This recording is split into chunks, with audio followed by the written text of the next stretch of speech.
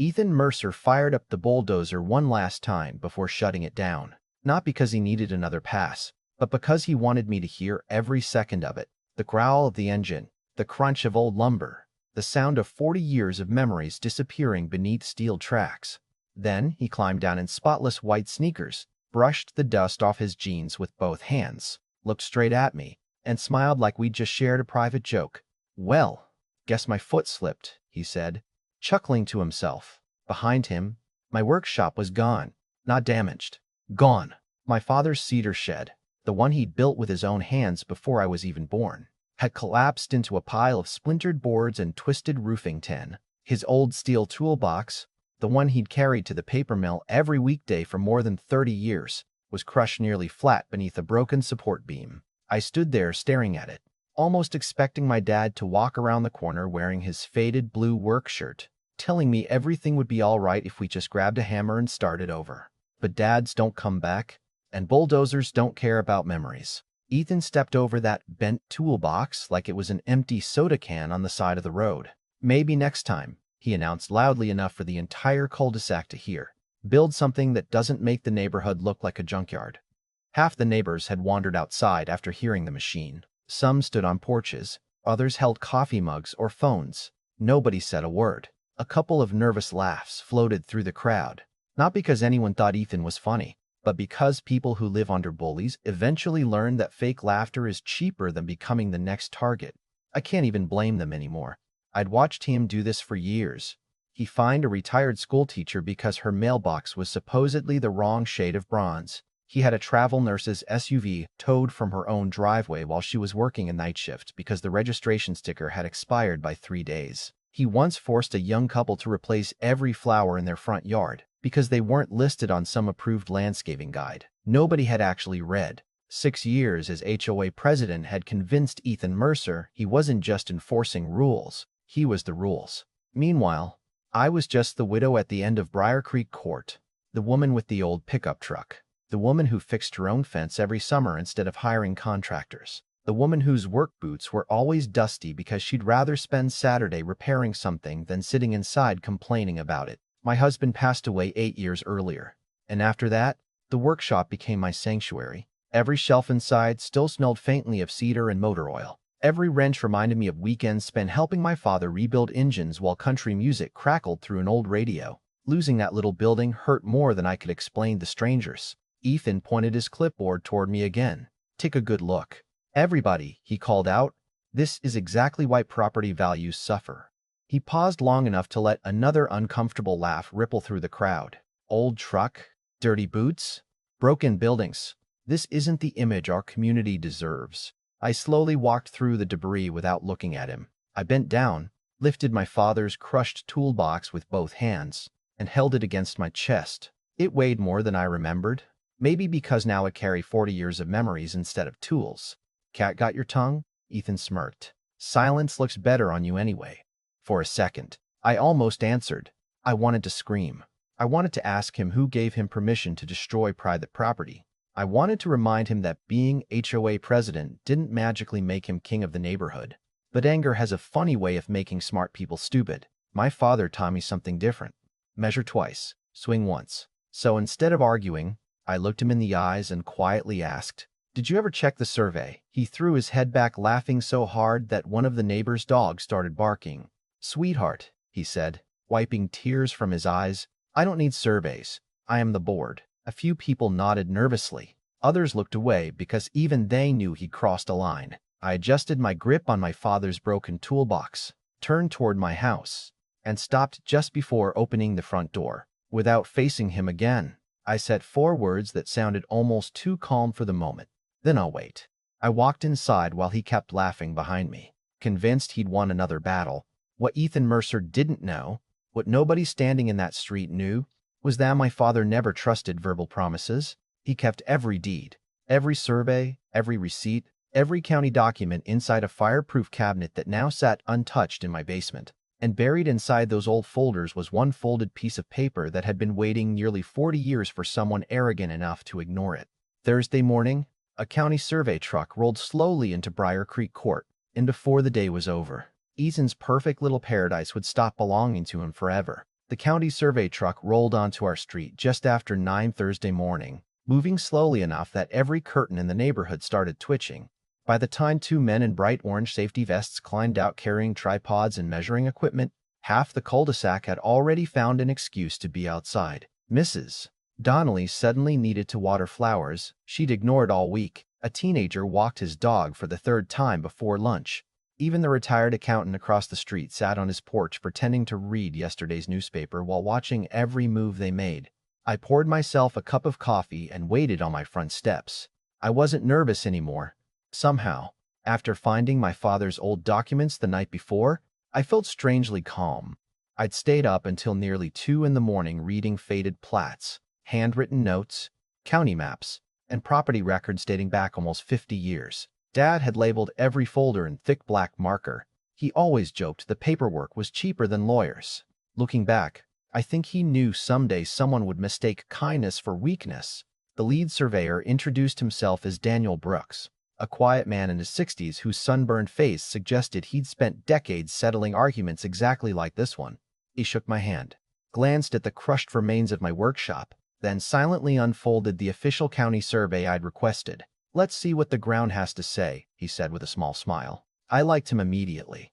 Ethan, on the other hand, walked across the street wearing sunglasses and his favorite polo shirt embroidered with the HOA logo, carrying his clipboard like it was a badge. "This won't take long." He laughed loudly enough for everyone to hear. "She's wasting taxpayer money proving what we already know." Daniel barely acknowledged him. He positioned the tripod, sighted through the instrument, then asked his assistant to locate the original property monuments buried beneath the soil. For nearly an hour, they worked quietly, calling out measurements, checking coordinates, comparing numbers against official records. Ethan kept making little comments for the audience. "Hope you brought a lunch. This is going to be embarrassing." A few people chuckled politely, but something had changed. Nobody sounded comfortable anymore. The more serious Daniel became, the quieter everyone else got. Finally, he walked over to the corner where my workshop had stood. He measured again, then once more. He frowned. Not the confused kind of frown, the kind professionals make when reality refuses to match assumptions. He motioned for his assistant. They checked another marker closer to the sidewalk, then another near Ethan's decorative retaining wall. Suddenly, Daniel stopped writing. He looked back toward his truck, reached inside for a thicker folder, and spread several county plats across the hood. I watched his eyebrows slowly rise. Ethan noticed it too. "Everything all right?" he asked, trying to sound casual. Daniel didn't answer immediately. Instead, he walked to me holding one of the maps. "Ma'am," he said carefully, "your workshop never crossed your property line, not even by an inch." The neighborhood went silent. Ethan laughed, but it sounded forced this time. "Impossible." Daniel ignored him. "Actually," he continued while tracing a finger across the survey, "there appears to be a much larger issue." He turned the map so everyone standing nearby could see it. This entire corner section, his finger outlined the perfectly landscaped triangular lot beside Ethan's driveway, belongs to parcel 12. He looked directly at me. "That's your parcel." At first, I honestly thought I'd misunderstood him. "Excuse me," he nodded. "According to the original subdivision filed with the county and every deed transferred afterward, your property extends another 32 feet beyond the current fence line." I stared across the street. Ethan's famous corner garden suddenly looked completely different. The imported stone retaining wall, mine. The brick pathway, mine. The expensive fountain he'd bragged about every spring, mine. The rose garden he'd posted online with captions calling it his little slice of paradise, mine. Nearly 20 years of landscaping sat entirely inside the legal boundaries of land my father had purchased decades earlier. Ethan's smile disappeared so fast it almost looked painful. "That's a typo," he blurted out. "There's no way." Daniel calmly reached into his folder and removed certified copies from the county archive. "We've checked the original filing, the amended plat, and every recorded deed since construction. They all match." Ethan snatched one of the papers. His hand shook. This has to be wrong." "Then you'll need to speak with the county recorder," Daniel replied evenly. "These documents have been legally recorded for 46 years. I remembered something my father used to tell me whenever we worked on engines together. Metal doesn't care about opinions. It only cares about measurements. Property lines are exactly the same." Ethan had spent 6 years pretending authority could replace facts. Now the facts were standing in front of 50 witnesses. I walked over beside Daniel and looked directly at Ethan. "You told me you didn't need a survey," I said quietly. His face had gone pale beneath the sunglasses. "You said you were the board." He opened his mouth, but nothing came out. For the first time since I'd moved into Briar Creek Court, Ethan Mercer had absolutely nothing to say. News spread through the neighborhood faster than wildfire. By dinner, people I'd barely spoken to in years were knocking on my door, pretending to check on me while fishing for details. Some apologized for never standing up to Ethan. Others admitted they'd always suspected he stretched the rules whenever it benefited him. Mrs. Alvarez, whose husband had received thousands of dollars in HOA fines over landscaping violations, brought over homemade lasagna and quietly said, "I hope you don't let him get away with this." I wasn't planning to. The next morning I met with a real estate attorney named Rebecca Sloan. She studied every survey, every deed, every photograph of my destroyed workshop, and every estimate for the damage. She leaned back in her chair after nearly an hour of reading and smiled in the calm way experienced attorneys do when they realize the evidence is better than they hoped. "He's in serious trouble," she said. "Actually, the HOA might be too." I frowned. "The board approved demolishing your structure without verifying ownership or confirming the boundary. That's reckless." She tapped another document. "And if Ethan knowingly occupied land that wasn't his while representing himself as legal owner." She didn't finish the sentence because she didn't have to. I understood. That afternoon, we filed 2 actions. The first demanded compensation for the destruction of my workshop and every tool inside it. The second was an official encroachment claim requiring Ethan to remove every unauthorized improvement built on my family's land. Suddenly, the man who loved threatening lawsuits became the man desperately trying to avoid one. Within days, emergency HOA meetings were being scheduled almost every evening. Residents later told me voices could be heard through the clubhouse walls. Ethan reportedly argued that the survey had to be fraudulent. Other board members demanded independent verification. They hired another survey company, then a third. Every single one reached exactly the same conclusion. The corner lot wasn't his. It had never been his. He'd simply assumed no one would ever check. That's the dangerous thing about unchecked power.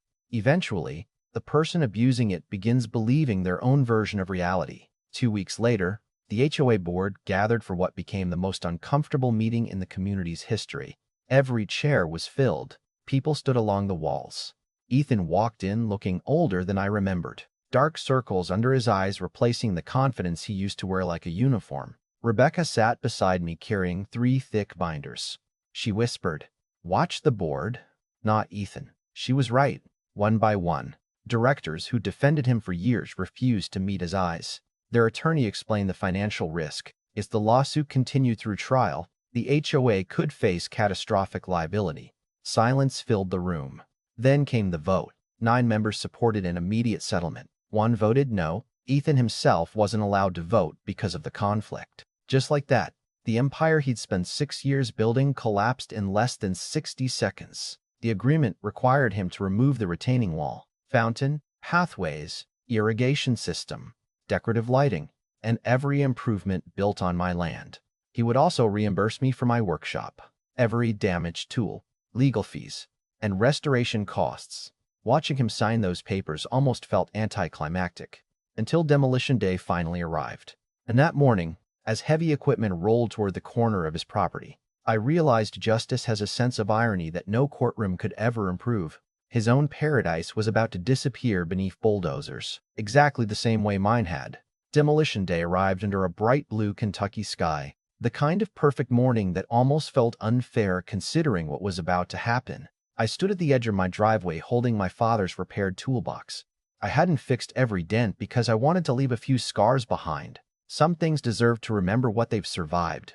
Across the property line, Ethan Mercer watched in complete silence as a demolition crew unloaded equipment from 2 flatbed trailers. It was impossible not to notice the irony. Just 3 weeks earlier, he'd climbed off a bulldozer wearing the same smug grin, convinced he'd crushed nothing more than an old shed belonging to a widow nobody would defend. Now another bulldozer idled only 30 feet away, waiting for a surveyor's signal before removing everything Ethan had spent nearly 2 decades building on land that had never belonged to him. Daniel Brooks was there again, calmly confirming the property markers one final time before handing the foreman a copy of the official survey.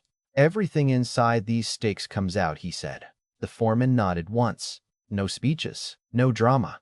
Just another job. The first bucket bit into the decorative retaining wall with a deep crack that echoed across the neighborhood. Stone blocks tumbled into the dirt. The fountain Ethan used to photograph every spring leaned sideways before collapsing into a pile of broken concrete. His expensive irrigation system was exposed like veins beneath the soil, then pulled out section by section. The imported rose bushes he'd bragged about for years were carefully removed and set aside because, unlike Ethan, the crew respected other people's property. Neighbors lined both sides of the street. Nobody laughed this time. Nobody celebrated. They simply watched a man discover that arrogance has an expiration date. Ethan finally looked at me. "Are you enjoying this?" he asked quietly. I thought about the workshop, about my father's tools scattered across the dirt, about the crowd he'd gathered just to humiliate me. Then I answered honestly, "No, I would have preferred none of this ever happened." He frowned, surprised. "But actions have consequences, and these are yours." He looked away without another word. By sunset, the famous corner garden was gone. The striped lawn he'd shown off online was nothing but bare earth inside the property line that had belonged to my family all along. Before the workers left, I walked across the newly cleared ground carrying my father's toolbox. I set it gently on the clean concrete curb in front of Ethan's driveway, exactly where he'd once stepped over it without a second thought. I didn't say anything for several seconds. Finally, I smiled, not because I'd won, but because my father had been right all those years ago. "Funny thing about land," I said quietly. "It always remembers who really owns it." I picked up the toolbox again and walked home. Most people thought that was the end of the story. The lawsuit settled. The property returned. The neighborhood slowly started healing. Ethan resigned from the HOA less than a month later, and new board members rewrote nearly every enforcement policy. People who had spent years afraid to speak finally started attending meetings. The atmosphere changed. Kids played outside again. Neighbors actually talked to each other instead of worrying about anonymous violation letters appearing in their mailboxes. I honestly believed I could close that chapter of my life forever. Then my phone rang on a rainy Tuesday afternoon. The caller introduced himself as Michael Hansen, the contractor Ethan had hired for the demolition. His voice sounded nervous. "I need to show you something," he said. "We met at a small diner outside town." Michael placed his phone on the table but didn't slide it toward me immediately. "I've been carrying this around for weeks," he admitted. "At first, I thought staying quiet was the safest choice. Then I watched what happened to your workshop, and I couldn't sleep anymore." He finally pushed the phone across the table. "I recorded a conversation with Ethan the day before your shed came down." My stomach tightened. "Why?" Michael looked embarrassed. "Because he asked me to ignore the survey markers." My heart skipped. He pressed play. Ethan's voice filled the small booth, perfectly clear over the sound of construction equipment in the background. Michael asked one simple question. "What if we're on her property?" There was a brief pause. Then Ethan laughed. Not nervous, not uncertain, confident, deliberate. "By the time she proves it," he said, "the shed will already be gone. And that's the whole point." The recording ended. I sat there staring at the screen for several long seconds. 14 words. That was all it took. 14 careless words transformed "my foot slipped" from a clumsy excuse into evidence that the destruction had been intentional from the very beginning. My attorney listened to the recording twice before smiling the same calm smile she'd worn during our first meeting. "Well," she said, closing her notebook, "this just became a very different case. I can't tell you everything that happened after that because some parts are still protected by confidential agreements. But I will tell you this. The civil settlement wasn't the final chapter Ethan Mercer expected. Sometimes the most expensive mistake a bully can make isn't tearing down someone else's property.